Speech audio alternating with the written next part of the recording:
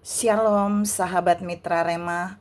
Hari ini kita akan sama-sama mendengarkan firman Tuhan yang terambil dalam kitab Kejadian 2 ayat 8 dan ayat 15 yang berkata demikian.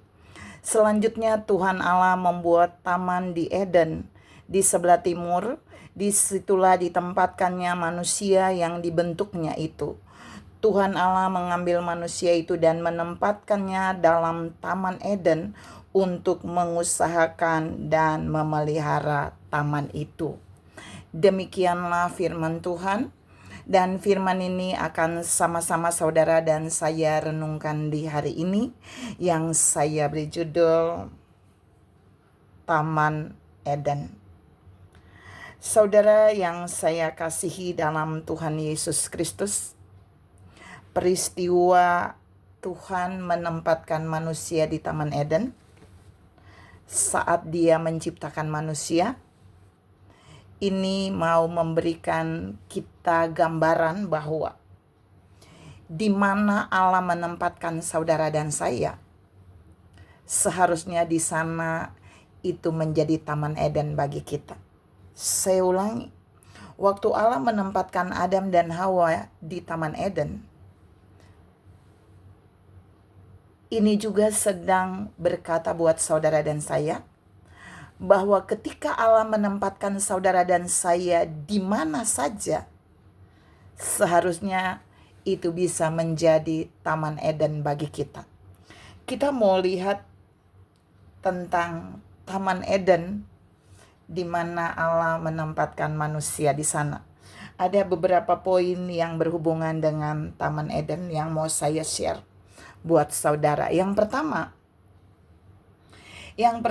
Taman Eden itu jelas di mana di dalamnya semua jenis pohon ada, semua jenis tanaman ada, dan pasti konotasinya sejuk, indah, dan nikmat. Jadi kata Eden itu sebenarnya pengertiannya tentang keindahan atau kenikmatan. Jadi Allah menempatkan Adam dan Hawa di Taman Eden, itu situasi taman itu tidak gersang, tidak sumpek, tapi taman itu penuh dengan tanaman dan pohon yang menyejukkan, indah, dan Adam dan Hawa bisa menikmati itu di Taman Eden tersebut. Sejuk. Jadi poin satu ini sedang mau bilang buat saudara dan saya, di mana Allah menempatkan saudara dan saya, harusnya tempat itu tidak sumpek, tidak gersang, tapi sejuk, indah, dan kita bisa menikmati tempat itu seperti Adam dan Hawa di Taman Eden. Yang kedua, Taman Eden yang Allah berikan bagi Adam dan Hawa untuk ditempati, sesungguhnya di situ Allah memberikan otoritas bagi Adam dan Hawa untuk mengelola dan mengusahakan Taman Eden itu. Di dalamnya sudah ada bermacam-macam tanaman, pohon buah-buahan, ada air di dalamnya, plus ada semua jenis binatang di sana. Dan Allah memberikan otoritas bagi Adam dan Hawa untuk mengusahakan dan mengelola semua yang ada di taman itu.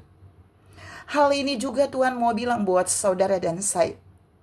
Ketika Allah saat ini menempatkan kita di mana saja, di ladang pekerjaan, di ladang pelayanan, di mana saja area kita, Allah mau kita menyadari bahwa Allah memberikan otoritas untuk kita mengelola ladang itu, ladang pelayanan dan pekerjaan itu. Kita mengusahakan ladang itu sehingga ladang itu bisa menghasilkan bagi kita untuk memenuhi kebutuhan kita. Saudara yang saya kasihi dalam Tuhan Yesus Kristus, jadi kita gak boleh nganggur. Kita harus mengelola Taman Eden yang Allah berikan bagi kita di ladang pekerjaan atau di ladang pelayanan. Yang ketiga, apa yang Allah sediakan di Taman Eden bagi Adam dan Hawa? Yang ketiga, tempat di mana Allah bisa berkomunikasi dengan intim, dengan akrab bersama Adam dan Hawa.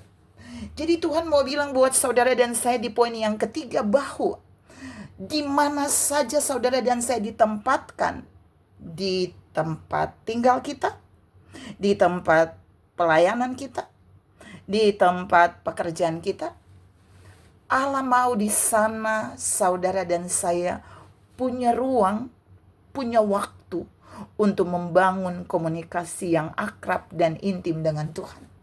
Selama kita bisa membangun komunikasi yang akrab dan intim dengan Tuhan, itulah Taman Eden bagi kita.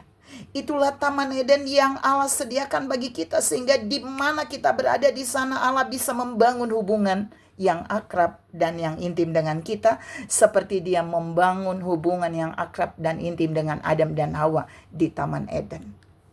Yang terakhir saudara, waktu Allah memberikan otoritas untuk Adam dan Hawa menguasai, mengelola Taman Eden, Allah punya satu perintah saja, yaitu semua dalam taman itu boleh dimakan, tapi hanya satu yang gak boleh, yaitu pohon pengetahuan yang baik dan yang jahat.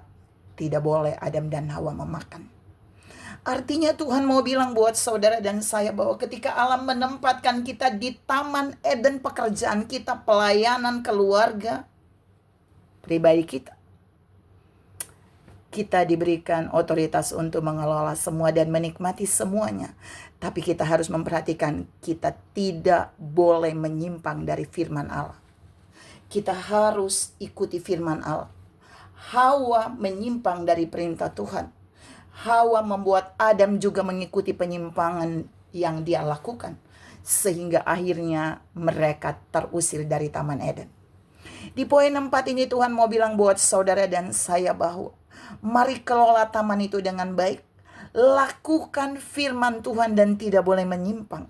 Maka di mana Allah menempatkan kita dalam keluarga, di dalam pekerjaan, dalam pelayanan, itu tetap bisa menjadi Taman Eden bagi saudara dan saya. Tuhan memberkati saudara berlimpah. Salam menikmati Taman Eden yang Tuhan berikan bagi setiap kita di ladang pekerjaan, di ladang pelayanan, maupun di tengah-tengah keluarga kita dan gereja kita. Amin.